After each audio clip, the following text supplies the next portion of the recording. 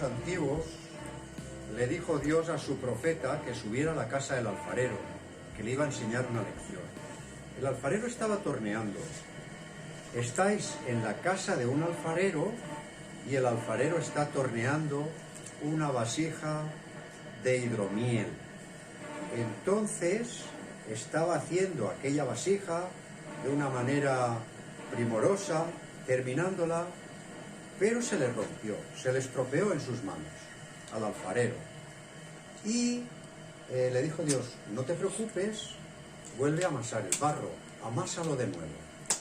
Y el alfarero tuvo que volver a amasar el barro, compactarlo al barro, para amasarlo hay que hacerle un poco de daño, hay que moverlo, hay que sujetarlo para que vuelva a ser útil.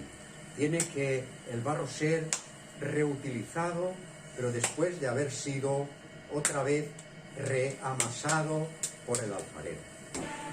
Y entonces él le dijo, pues haz otra vasija, pero con el mismo barro. Y ahí estamos, ahí está el alfarero haciendo una segunda vasija con el barro que ha sido reciclado o reutilizado. El alfarero utiliza una rueda, que es una tecnología muy antigua. Aquí a España vino la rueda, a Tarsis, por medio de los fenicios, la habían inventado los sumerios, y el alfarero, con el barro reciclado, ha hecho una nueva vasija que está terminando. Y luego habría que ver la aplicación espiritual. Solamente Dios puede hacer de nuevo, ex novo, una nueva vasija con el mismo barro. Es decir, solamente Dios puede remodelar al hombre, al ser humano, una vez que se ha estropeado. Y ese es el trabajo del Señor. Yo conozco en mi entorno cultural, en mi entorno social, personas que han caído en situaciones bastante degradadas. El mundo es un mundo peligroso y cuando una persona se estropea, es la metáfora del barro, solamente Dios la puede volver a reutilizar, a retomar. Y hemos, repito, conocido personas que a la invocación del nombre de Dios han sido sanadas de situaciones muy dramáticas. Ese es el trabajo del alfarero. Y vino la metáfora de Jeremías, en la metáfora, en la parábola bíblica, el alfarero es Dios, el hombre es el barro, y cuando se estropea el barro, cosa muy habitual en la vida, es solo Dios el que lo puede restaurar. Buen día, hermanos, qué lindo es ver a todos en este tiempo de cierre de octubre. Gracias. Y me pareció tan lindo este hermano, que no tengo idea quién es, pero hace 11 años atrás yo entraba con una vasija muy linda a un quirófano para que en 5 días esté mejor, porque no estaba mal, pero eso que los hombres hablaban de 5 días terminó siendo 1 mes y medio en terapia intensiva, con 5 cirugías, con 7 días en coma, con todos los orificios corporales habidos y por haber, visitados por alguna tecnología, y Dios tenía un camino. Estamos adelantándonos, Elena. Yo no sé qué mano y qué alfarero es el que está acompañándote, pero cuando Él es el alfarero, como decía esta persona, Él nos toma y nos acomoda. No sé si vieron cómo le pegaba en un momento, ¿no? Pero qué increíble cuando pone el pincel y le va dando color. Y yo doy gracias a Dios porque Él va permanentemente transformando nuestras vidas. Él quiere permanentemente embellecer tu vida y el tema es estar en sus manos. Y como venimos compartiendo, es la invitación a vivir por fe, no por vista, es a vivir por fe. Y en distintos cultos, en distintos mensajes, de una u otra forma, la palabra es, tenemos que aprender a vivir en la fe, porque sin fe es imposible agradar a Dios. Sin fe, este mecanismo que es desarrollando una mente espiritual cuando tenemos al Espíritu Santo en nuestras vidas, sin esa fe no podemos discernir las cosas que nos van pasando y nos quedamos pegoteados con todo esto que nos va rodeando y que nos desanima y que nos pone así. Y en este contexto, yo agradezco tanto porque la iglesia me acompañó en oración a un viaje que, más allá que una fundación me invitó a un congreso, al 36 Congreso de la Psicofarmacología Europea, íbamos unos 70 argentinos, 5.000 inscriptos, pero yo sabía que Dios me estaba enviando con otro propósito porque 2 o 3 años atrás Él había empezado una obra en fe, como yo les conté a ustedes. Y yo les agradezco mucho porque fue muy lindo el estar allí. Y cuando nos sentamos en la primera conferencia, estaba alguien que por la ciencia es muy admirado y los argentinos nos miramos de una manera especial, porque ponían la definición de locura, hacer lo mismo una y otra vez y esperar resultados diferentes. Y nos miramos como diciendo, vinimos a descansar un poco y nos recuerdan que somos argentinos, ¿no es así? Y la siguiente nos reconfortó un poquito más, porque fue el que descubrió la vacuna contra la rabia y la pasteurización. Y allí era invitación a entender que en los campos de observación, el azar, que más de uno dice, qué suerte tenés, pero el azar solo favorece a las mentes que están preparadas.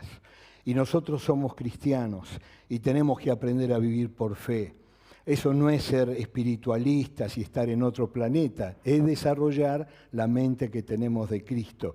Y lo que nos va pasando, algunos lo llamarán azar, pero nosotros que tenemos la fe sabemos que es la mente espiritual que nos permite discernir para entender lo que estamos haciendo. Y entonces, en ese contexto, cada vez más vemos libros en ámbitos profesionales donde 20 años atrás era casi ridículo decir que uno era cristiano y que era espiritual. Hoy se ofrece, por ejemplo, títulos así, espiritualidad y psiquiatría.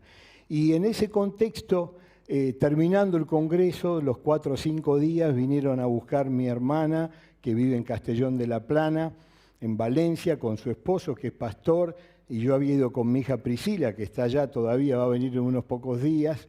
Y ahí está este hermano que yo conocí en un avión de una manera especial, que Dios lo está usando siendo albañil y plomero a empezar a congregar a personas armenias que vienen y se están entregando a Cristo.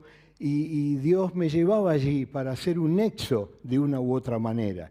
Y fue así que llegamos directo desde el micro, porque no había tren, a un salón de fiestas en un subsuelo. Alquilar en Barcelona es muy caro y hacen lo que pueden. Y en un salón de fiestas, 50, 70 personas estaban allí esperando a mí, que no me conocían, y yo tampoco a ellos. Y cantaban con un entusiasmo. Yo quiero poner ahí para que escuchen un poquito la melodía y la canción. Es un videíto.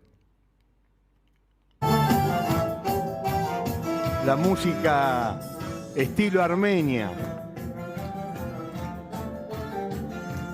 Entre metegoles, aparato de suerte, se juntan. Venimos al Señor para adorarle. Y bueno, después al mediodía son familias, se van conociendo y hay una alegría y un gozo y no saben cómo organizarse y entonces ellos estaban con muchas ganas que este argentino les presente algún contacto en Barcelona, como si yo fuera el que conoce Barcelona y no tenía la menor idea de lo que es Barcelona a nivel espiritual. Pero Dios hace un año atrás me permitió estar en un Zoom que me invitaron y allí conocí a varios pastores, de los cuales uno fue el que respondió al llamado y es el que está ahí con saco y corbata, un hombre maravilloso, un pastor, Guillem Correa, que es el presidente de los pastores de Barcelona, y que cuando él me invitó a cenar y yo le conté cómo es que estaba ahí y por qué estaba, me dijo, hermano, con gusto, ¿cómo nos vamos a ayudar y nos vamos a guiar a una gente que se entrega a Cristo? Y ahí ustedes ven al de al lado, en remera negra, es un pastor ruso que está en Barcelona. Las iglesias rusas y ucranianas se han peleado en Barcelona por lo de la guerra. Y este pastor dijo, no puede ser, y entonces está uniendo y pudimos ir a visitar la iglesia donde hay rusos y ucranianos abrazados y cantando y orando a Dios. Emocionante. Ahí había que estar con coronarias porque les aseguro que el domingo, desde las 10 hasta las 5 de la tarde, fue una fiesta. Ahí está el que está de remera negro, pelado, robusto, es este hermano Lebón. Al lado están los otros, el alto de ahí, Pablo, y son los hermanos que Dios empezó a usar. La siguiente, me pidieron que cuente, allí estoy yo predicando en castellano, en la de armenio prediqué en armenio, me asusté yo de lo que tenía guardado, Dios me guió, y como saben, en español me echamos alguna palabra, y fue maravilloso. Allí no, en ruso ya era demasiado, y esa hermana traducía en ruso, y después del mensaje, en la semana se juntan en grupos, me pidieron que deje preguntas para analizar lo que nosotros estábamos haciendo. Y el domingo pasado hubo un bautismo en el Mediterráneo, en las playas ahí en Barceloneta. Fueron para bautizarse hermanos nuevos que vienen y que no tienen más que la fe para confiar en Dios en un país que les es adverso, no porque sea malo, sino porque es tan distinto y están tan felices de servir a Dios. Y en este contexto yo decía, yo estoy en manos del alfarero, mis hermanos están en manos del alfarero. Ayer lo pudimos ver, veíamos cómo cada década marcó música, canciones. Me encantó escuchar de Elvis Presley, cuán grande es él. Qué hermosa reunión tuvimos ayer, más de 50 personas nuevas, escuchando cómo las canciones van mostrando la mentalidad de la gente y cómo pudimos cantar nosotros canciones y luego la palabra del pastor y la oración. Fue hermoso. Estamos en manos del alfarero porque él quiere hacernos algo bueno. Y como decía este hermano en el YouTube, Jeremías 18 rescata lo que Dios le dijo a Jeremías. Dios le dijo eso a Jeremías, palabra a Jeremías, y le dijo, le mostraba cosas. Dios nos habla a través de las cosas que nos pasan.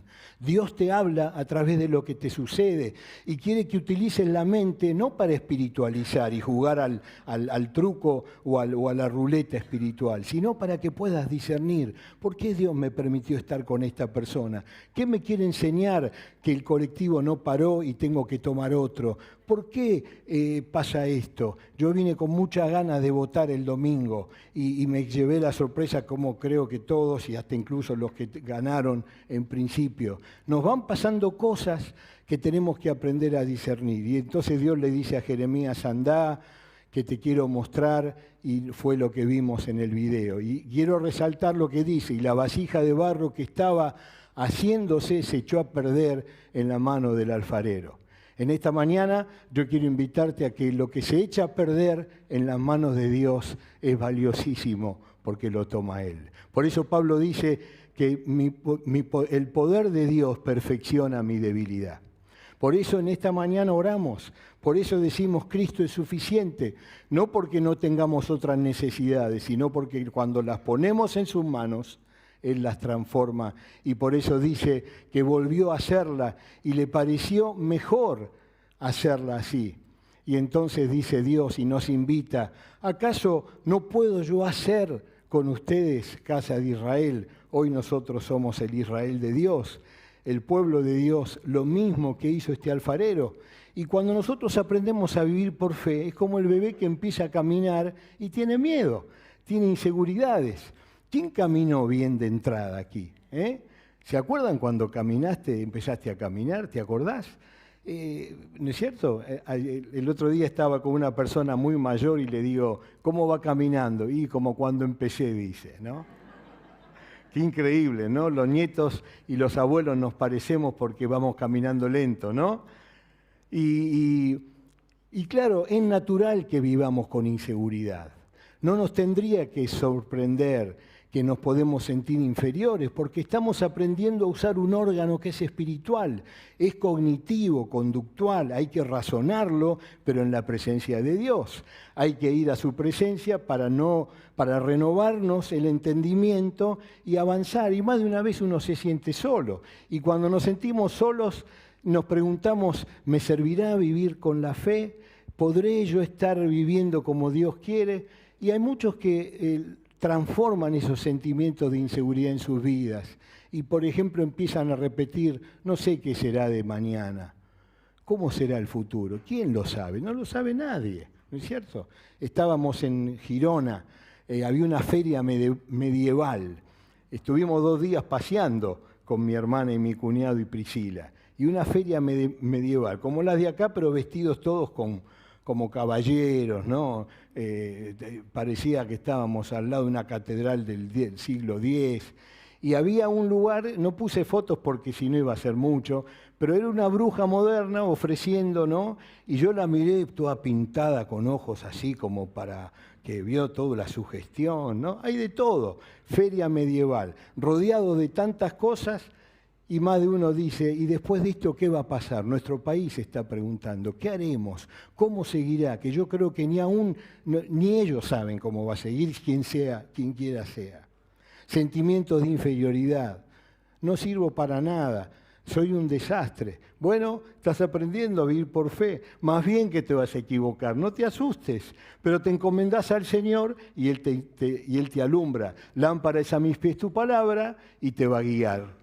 Y hay que aprender y después vas a decir, oye, no me caí, uy, qué lindo, puse en práctica esta promesa, estoy cerca de la palabra, me veo con los hermanos, qué bien que me hace. Y empieza a crecer este mundo espiritual en tu vida, de adentro para afuera. Y en donde el primer milagro que Dios hace, y no lo termina jamás, es cambiar tu vida, cambiar tu personalidad, transformar esto que sos en lo que Él quiere. Por eso a veces el alfarero va a cachetear más, a veces va a cachetear menos, pero siempre va a haber un pincel que va a dar hermosura a tu vida, querida hermana y querido hermano.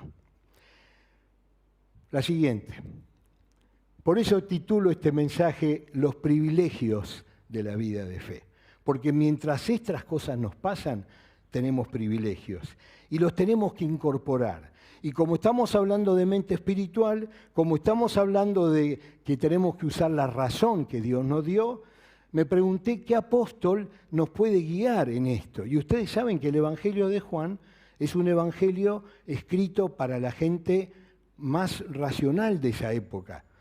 El Evangelio de Juan no empieza contando la historia de la genealogía, de los magos, no. Empieza hablando del logos.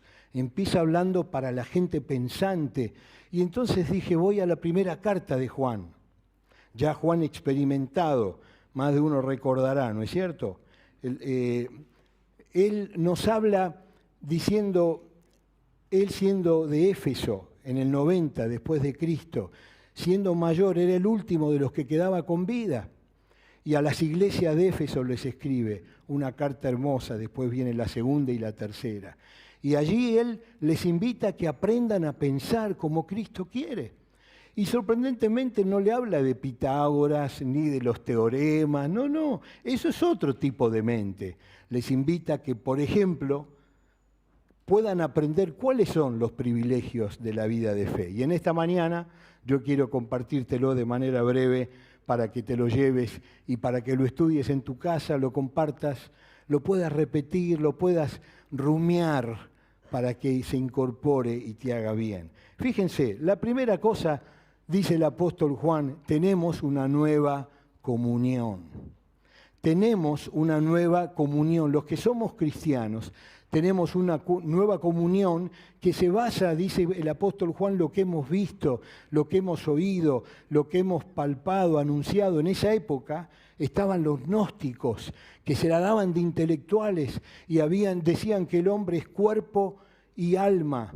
El alma es algo maravilloso, el cuerpo es pecaminoso, entonces hay que vivir como quieran porque igual hay que rescatar el alma, y ellos invitaban a dividir, y entonces aparecían los docetistas que se encargaban de golpear el cuerpo. Había, como hoy, doctrinas que querían alterar, y el apóstol Juan dice, momentito, nosotros hemos tenido y tenemos comunión con nosotros, tenemos comunión con el Padre y tenemos comunión con el Hijo. Por eso oramos a Dios en el nombre de Jesús. Por eso decimos que hoy Cristo está sentado a la diestra de Dios, como dice la Biblia, no está Cristo acá. Aquí tenemos al Espíritu Santo, que lo traemos nosotros y hace que Él se engrandezca en este culto. Tenemos comunión, común unión. Hay cosas que son naturalmente, y en la medida que crecemos, lo vamos disfrutando. Y la mente de Cristo que tenés lo va incorporando, y es un estímulo, es una vitamina para que ese sistema de pensamiento que se renueva vaya funcionando cada vez mejor. En segundo lugar, dice el apóstol Juan, también tenemos un nuevo sentir.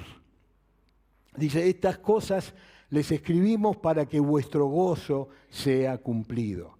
Un gozo que va más allá de una alegría. Es un sentimiento que tiene mucho más de lo que la razón pueda entender, porque se puede estar en condiciones difíciles, pero hay un gozo. Se puede estar en situaciones adversas, pero hay un gozo. Cuando tuvimos una cena final con el pastor Guillem Correa de allí, de Barcelona, con este pastor ruso y estos armenios, porque querían ver cómo tienen que inscribirse, cómo se pueden relacionar. Y allí en la Plaza España, los que conocen, teníamos esa cena y nos abrazamos y nos sacamos una foto. Y había un hermano porque decía, necesitamos la personería legal. Y yo le dije, hermano, ¿por qué querés lo legal tanto? ¿Qué es lo que...? Porque dice, queremos ir a las cárceles, porque tenemos cosas para compartir. No me digas, ¿y por qué no compartís así el hermano y yo también? ¿Qué es lo que compartís?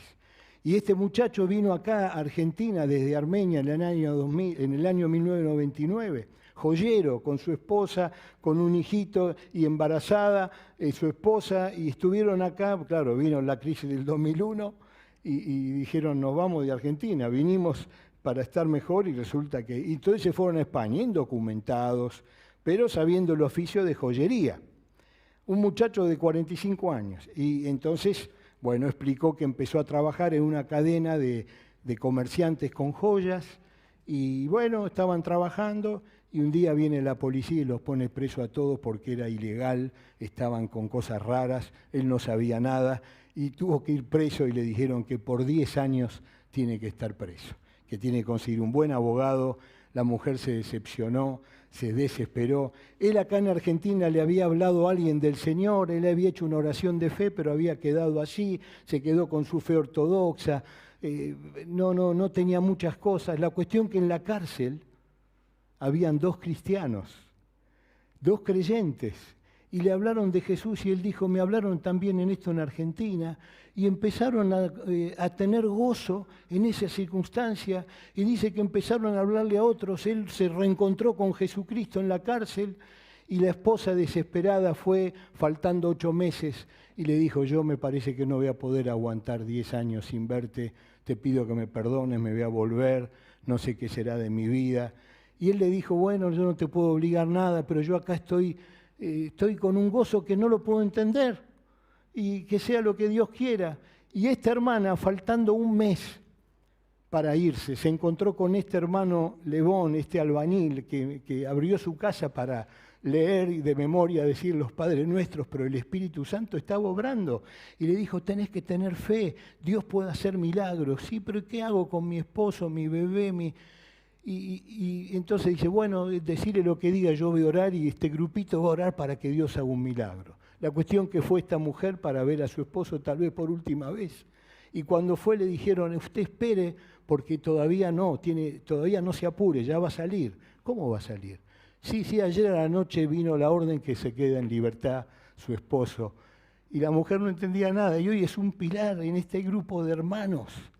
Increíble. Para Dios no es milagro, es para nosotros el milagro. Para Dios es algo natural, es el alfarero que está tallando. Y este hermano que salió dice, yo ahora quiero ir a la cárcel porque hay una iglesia y yo quiero seguir con este gozo que descubrí en la cárcel. Es impresionante, ¿no es así? Así que estábamos disfrutando con estos hermanos. En tercer lugar, dice Juan, viejito, a los creyentes en Éfeso, dice, nosotros no solamente tenemos un nuevo sentir, tenemos una comunión, sino estamos en un nuevo estado. Dice, permanecemos en Él, ya no permanecemos más en la corriente de este mundo. No hay persona más infeliz que un creyente que conoció a Dios que no esté con Dios. Es tener algo, un dulce que ya pasó, venció y no tiene gusto, no sabés si tirarlo, si no tirarlo. Estás ahí, ¿no es cierto? El creyente que camina de acuerdo al deseo de la carne, dice el apóstol Juan, el deseo de los ojos, el deseo de la vanagloria de la vida. Permanecer en esos estados no sirve y por eso Juan dice, el que permanece en él, ¿qué debe hacer? Debe andar como él anduvo. Coherencia, por favor. Hermanos, hermanas, contagiémonos. ¿Para qué? Para que si decimos que amamos, permanezcamos en la luz y no va a haber tropiezo y el alfarero va a poder seguir tallando tu vida de la mejor forma. En cuarto lugar, no solamente tenemos eso, sino tenemos un nuevo poder. Primera Juan 2:20 dice, pero vosotros tenéis la unción del Santo. La unción, palabra que estuvo de moda para hacer más ruido de lo que tendría que haber hecho. Algunos lo llaman señorío, otros lo llaman en otra época unción, otros lo llamaron en otra época bautismo, pero ya fuimos bautizados. Y más de una iglesia se atragantó con esta palabra. Pero qué lindo es saber que tenemos un poder que no nos pertenece, pero podemos ejercerlo. Dice el apóstol Pablo, según el poder que actúa en mí. Y el apóstol Juan, ya viejito, dice, vosotros tenéis la unción. Y nos dice, utilicen esa unción para ver estas cosas que Dios hace. Utilícenla porque Dios le va a permitir entender otras cosas que ustedes ven. Y dijo Jesús, yo tengo que irme. Cuando los discípulos dijeron, ¿a dónde vas? No sabemos dónde vas, queremos ir con vos. Y él dijo, no, yo tengo que ir para que venga el Espíritu Santo, es un espíritu de poder. Y el espíritu de poder obra cuando hay santidad en tu vida. No es perfección, santidad. Santidad no es porque sos perfecto. Santidad es porque cuando estás en algún camino que te conduce a una oscuridad, decís, Señor, perdóname, quiero volver. Señor, sé que si me acerco me quemo, ya soy grande para jugar con el fuego, vuelvo. Señor, dame fuerzas para avanzar en tu camino y así vamos creciendo, vamos creciendo. En esta mañana recibí un WhatsApp de Juan Pablo, que Facundo, yo lo hemos conocido aquí, se entregó al Señor, está jugando al fútbol en Ecuador, tiene que ganas de bautizarse, está viviendo una vida cristiana hermosa y dice, qué ganas que tengo de ir a Argentina para estar con ustedes. Es el poder de Dios. No, si uno lo calcula, lo quiere, no se puede necesariamente ver, pero es la fuerza que Dios da para la vida. Seguimos con la vida de fe, las verdades, las cosas lindas, los privilegios que tenemos mientras el alfarero nos va tallando, a veces duele más, a veces duele menos, pero es para gloria de Dios y para tu crecimiento. Dice, tenemos un nuevo conocimiento. Conocéis todas las cosas. No os he escrito como si ignoraseis la verdad, sino porque la conocéis. Uno conoce, pero necesita volver a lo que conoció. ¿Se acuerdan los que estudian? Cuando uno repasa, a veces tomamos examen y el alumno dice, no me acuerdo. Y yo le tiro para que se acuerde, pero no es que no se acuerda. No estudió. Entonces, ¿cómo se va a acordar lo que no estudió? ¿No es cierto? Entonces yo tiro más letra y no agarra, ¿no? Claro, porque no lo conoce. Pero si vos tenés al Espíritu Santo en tu vida, conocés. Lo que necesitas es entrenarte para conocerlo más.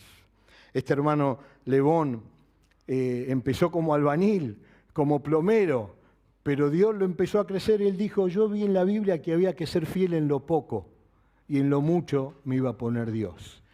Y empezó a ser bueno en lo que hacía y lo llama una familia muy adinerada judía de Barcelona. Le dice, yo quiero ver cómo usted trabaja, porque me pasó un valor muy accesible. O es muy bueno o no se dio cuenta. La cuestión, y él me llevó, son como 7 cuadras de casonas de 100 años, casas muy antiguas. Y él empezó, evidentemente tiene esa capacidad, ese empuje, ¿no? Y reformó casas. Y él dice, fui fiel en lo poco y Dios me pone, y estoy dando yo trabajo ahora a gente, a los de la iglesia, y Dios me está bendiciendo. Y dice, y pasó algo, pastor, me dice, ¿qué pasó, Lebón? Entonces subíamos escaleras de casas antiguas, mármol, ¿vieron? Cuando hay recursos no se escatima nada. Y dice, mirá este árbol. Y era un árbol enorme. Dice, el dueño me dijo, acá este árbol que hace 10 años que no da ningún fruto, me molesta. Y él le dijo, pero es un árbol de caqui. Yo ni sabía lo que era caqui. ¿Saben lo que es el caqui? Impresionante. Un albañil se subió y me dio uno riquísimo, ¿no es cierto? Y le digo, ¿y qué hiciste? Y yo, dice Lebón, Lebón le dijo a este hombre judío, mire, yo recibí al Mesías. Y él me responde las oraciones. Y el judío lo miró diciendo, ¿qué está medio loco? ¿Qué tiene que ver con el árbol? Y dice, yo voy a orar para que dé fruto. Y 10 años no dio fruto, y ese año dio tanto, fue impresionante que el hombre fue y le dijo, ¿usted qué hizo con este árbol? Y dice, yo no hice nada. Pero dice, yo lo vi y Dios me permite ver más allá. Voy conociendo lo que Dios quiere. Y algunos caquis quedaban, que uno fue un muchacho, fue y me dio 2 o 3, yo me los llevé para comer durante el día, son muy dulces, muy ricos. Acá no vi caquis, si saben avísenme porque, bueno, no me quiero ir de tema, hermano, se ve que tengo hambre. Un nuevo conocimiento. Y finalmente tenemos una nueva pertenencia. Dice, miren con cuánto amor Dios nos ha amado, no lo conoció, somos hijos de Dios, nosotros somos de Dios, le pertenecemos a Él, le pertenecemos a Él. A veces yo la cargo a mi esposa, le digo que en vez de llamarla Diana Unyean, la tengo que llamar Diana de Equisian, como corresponde, ¿no es cierto? Es mi esposa. ¿Está bien, mujeres? No se ponen mal, los hombres hacen así rápido, las mujeres no. Cada vez les gusta menos a las mujeres decir que son de alguien. La verdad que no son de nadie, ¿no? Pero miren, nosotros somos de Dios. Miren si al apellido nuestro le inventamos algo, ¿eh? Por eso ponemos el pececito en el coche, ¿eh? Ponemos cosas que nos identifiquen porque pertenecemos. Y cuando vos pertenecés, parece una propaganda de las AFJP, ¿se acuerdan? Bueno, mejor no entremos. Bueno, tenemos un nuevo incentivo, dice Juan. 1 Juan 4, 12, 16 y 18. ¿Cuál es el incentivo? Que Dios es amor, que podemos amar incluso al que no nos ama. Podemos amar incluso cuando viene alguien y nos dice alguna cosa rara y que es un chisme o es una cosa y decimos, no, momentito, yo lo amo porque es mi hermano, es mi hermana, es mi vecino y disfrutamos el incentivo de amar.